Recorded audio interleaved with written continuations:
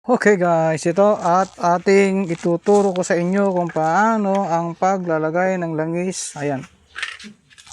Ito guys, oh. Ito yung busing po niya. Oh. Lalagyan natin langis yan. Ayan. Iwas stock up. Ayan po. Oh. Yun. Yun.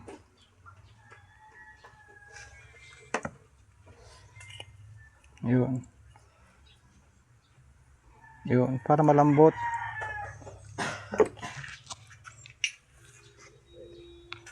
Tapos ito guys, kailangan din nating punasan niya malinis. Yun oh. Kasi yan habang tumatakbo yan, habang umaandar yan, hinihigop din niya yung mga alikabok. Yun.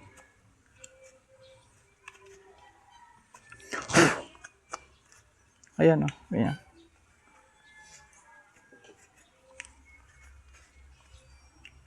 Ganyan guys.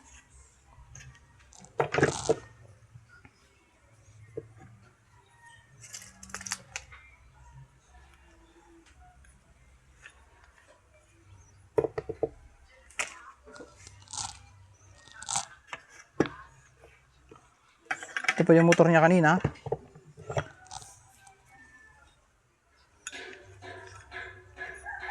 Ayan o. Oh.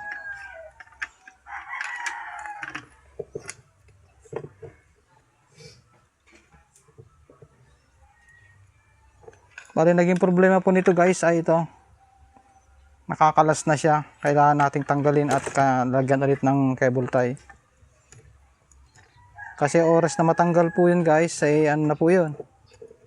Makadumikit sa body. Gaground po yan.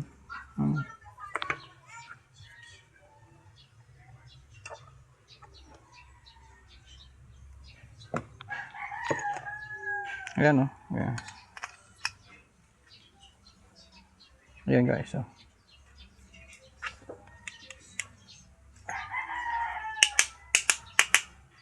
Ayan.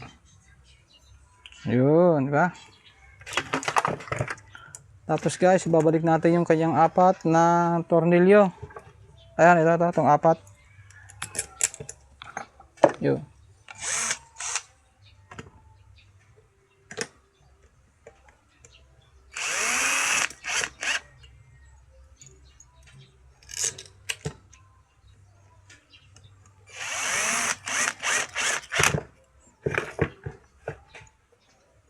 Bali naging sira po pala nito ay ang kanyang neck, leeg.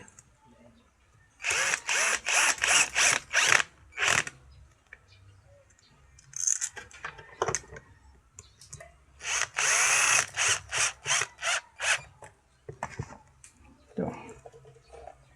Ayan o. Okay na ulit siya guys o. Bali ang naging sira po pala nito ay ang kanyang neck. Ito po. Ito po yung kinakabitan niya ng ito yung kanyang kamay. Ayan o. Bali ginawa po natin, lagyan po natin ng isa pa. Ayan. Pumutol na po tayo kanina. Ayan o. Ito po yung nagsiswing. Ayan.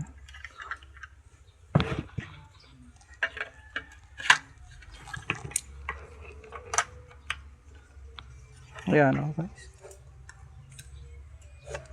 Makatipid na si may-ari.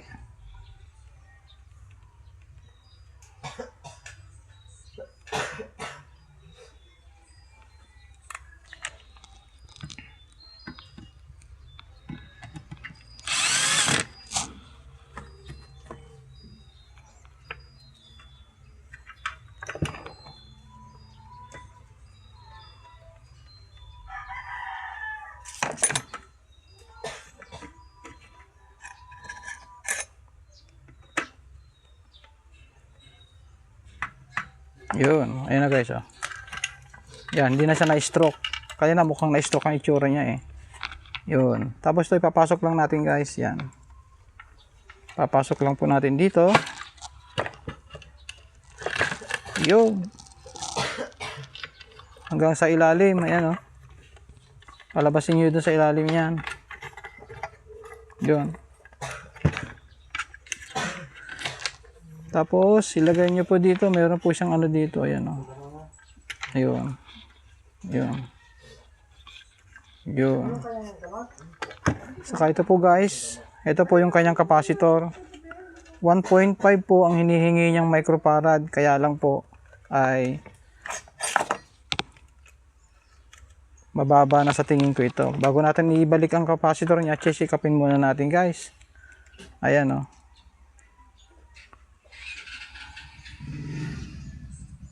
Yun o. 1.24. So papalit natin ay itong 1.5. Kasi 1.5 po ang kailangan niya. Ayun, 1.53. Di ba ni sumobra po? 3 lang naman po yan eh. Mura lang po yan, 3 lang. Ayun.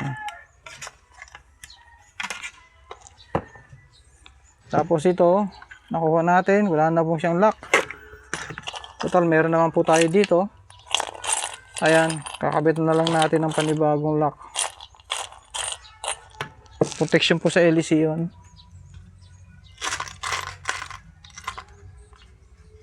Ito po guys, oh. Ito. Ayan. Dito po yan nakalagay, oh. Yun.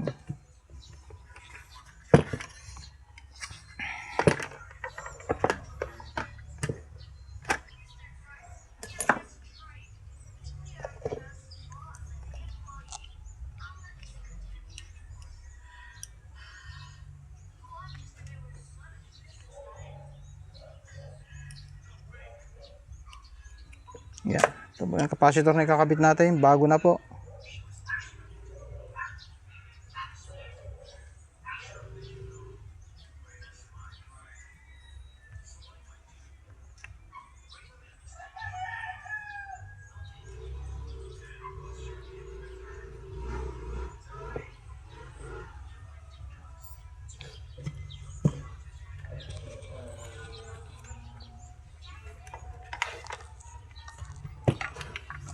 O yan o. Siyempre, bago natin ikabit yan guys. Yan. Nung pinutol natin ito, itong wire na ito, nagtira po tayo ng konti dito. Kasi dito pa natin ipaparis yung mga kulay-kuloy. Ito. Pakikita ko po sa inyo. Ayan.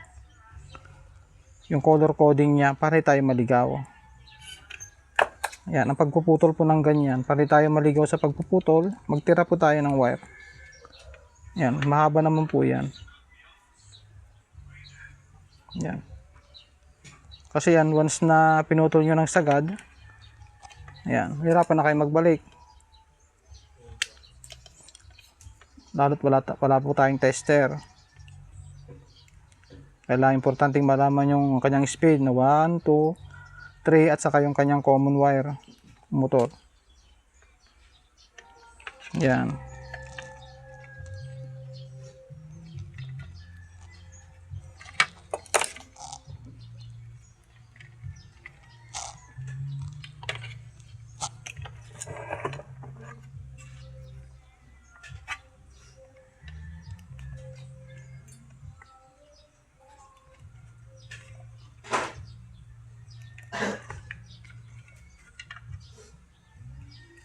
Ayan o.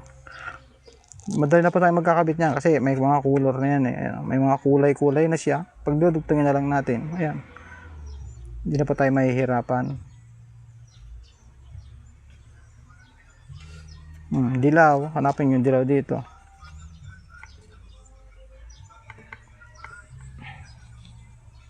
Ayan o.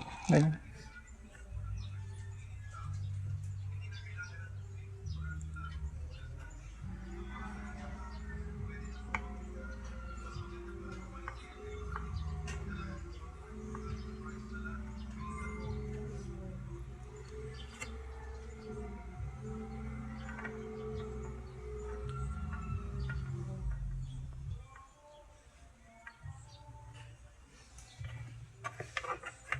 Siyempre, at ating papalitan itong kanyang ano. Ito. Papalitan natin ito.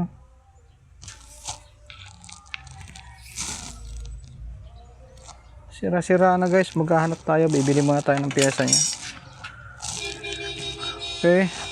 Yun. Yung basura. Nandyan na. Guys, salamat po ng marami. Ayan na po siya. Oh. Hindi na siya yung parang na-stroke. Tatapon muna tayo ng basura. Salamat po.